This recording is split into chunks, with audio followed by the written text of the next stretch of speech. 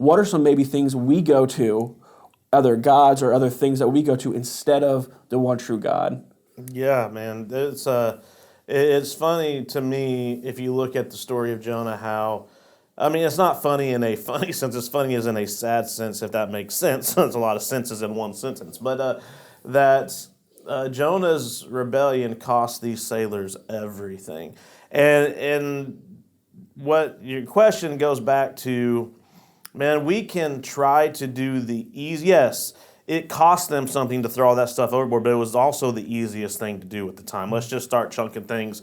And so if we're not careful, we can turn to the simple things like I need to be better, or I need to do more, if that makes sense, or it's in my power. I just need to go to church more. I need to do this more. When in reality, no, we might need to, and we're going to look at this next week, we might need to repent and give it over to the Lord. And so I think there's several things we can run to, but one of the things is we look for those things that are easy to remove out of our life. So, for example, if we don't feel like we're doing what we're supposed to do as believers, then we can just add something to the list of our life. Say, I need to pray 5 minutes in the morning to make me feel better.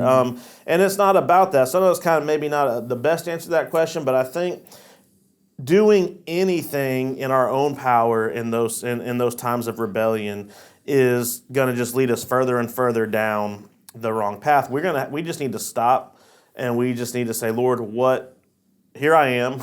What do I need to do? And so I think the simple answer to your question is this. What we try to do in those seasons is do things in our own power.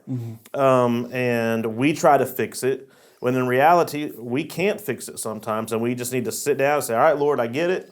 What do I need to do? And obey. Yeah. No, that's good. We definitely put it in our own strength and try to do it ourselves. And I think another aspect of that could be, the things we maybe try to comfort ourselves with that are like ultimately false gods in that sense, when we put them in that place of like, maybe we're running to food, or maybe we're running to these other things that like, they bring us comfort or joy.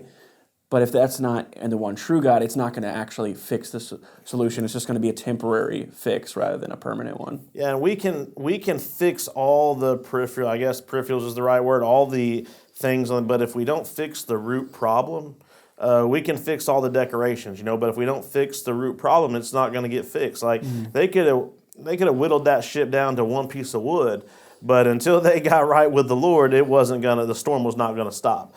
And so we need to remember that in our life, that a lot of times we attack the symptoms instead of the sickness. And so the sickness is rebellion against God. And so that displays itself in many symptoms.